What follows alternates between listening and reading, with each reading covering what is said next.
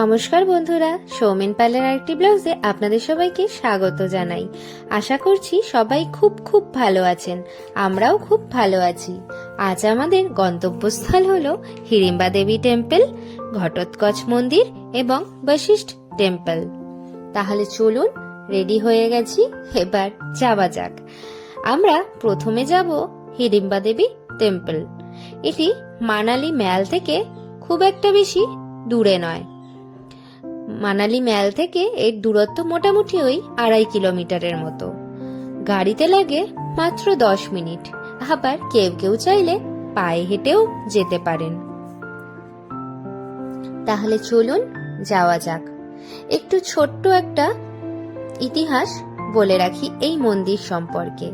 1553 খ্রিস্টাব্দে মহারাজা বাহাদুর সিংহ এই মন্দিরটি নির্মাণ করেছিলেন, যেখানে দেবী হিড়িম্বা বসে ধ্যান করতেন। দেখুন চারিদিকে কত পাইন গাছ। পাইন গাছের মধ্যেই হিড়িম্বা দেবী টেম্পল। মন্দিরের উচ্চতা ওই 24 মিটার রয়েছে, আর রয়েছে 3টি বর্গাকার ছাদ।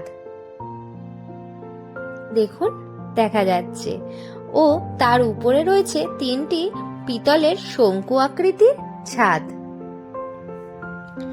এই মন্দিরের ইতিহাস জড়িয়ে আছে পৌরাণিক যুগের মহাভারতের সাথে। সেই পৌরাণিক যুগের হিড়িম্বা ও তার ভাই হিড়িম্ব এই অঞ্চলে বসবাস করতেন, ও তার বাবা মা সম্পর্কে না খুব একটা বেশি কিছু জানা যায় না।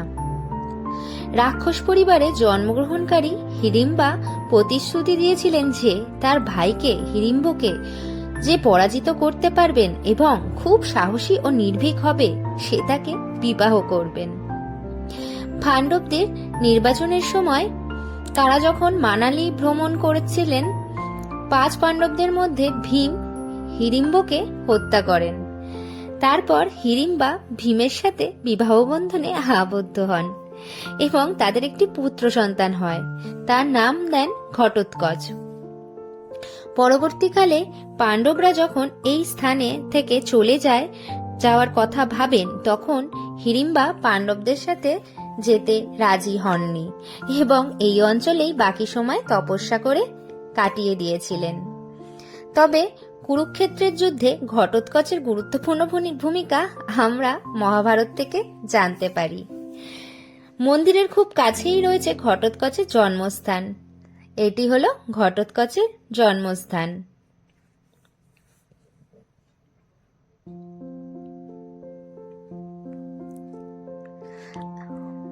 আর হিড়িম্বা দেবী টেম্পলের সম্পর্কে ছোট্ট ইতিহাস এইটুকুই আমি বলতে পারলাম।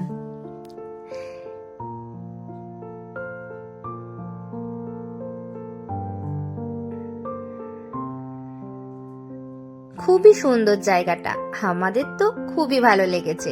আপনারাও যাবেন, দেখবেন খুবই ভালো লাগবে। এরপর আমরা এখান থেকে বেরিয়ে পড়লাম বশিষ্ঠ টেম্পল যাওয়ার উদ্দেশ্যে। মানালি থেকে বশিষ্ঠ টেম্পল মাত্র 3 কিলোমিটার।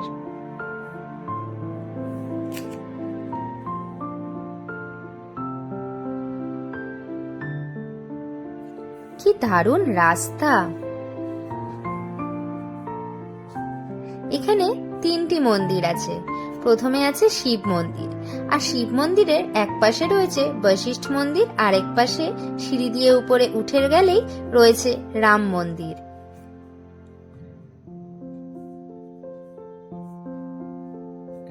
আর এই পুরো মন্দিরটাই তৈরি হয়েছে পাথর দিয়ে।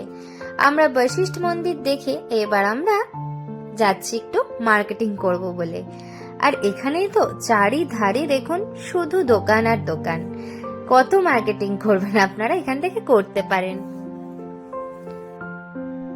এবার আমরা একটু পা চালিয়ে তাড়াতাড়ি যাচ্ছি রুমের দিকে, কারণ দেখছি অন্ধকার হয়ে আসছে। তখনই বুঝলাম এবার বরফ পড়বে, তাই আমরা তাড়াতাড়ি রওনা দিলাম বাড়ির পথে। তো আবার আপনাদের সাথে দেখা হবে আমার পরবর্তী ব্লগ নিয়ে।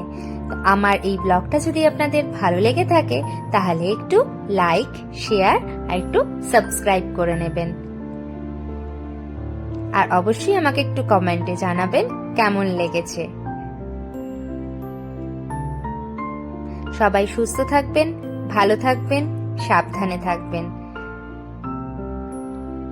ততক্ষণের জন্য বাই বাই।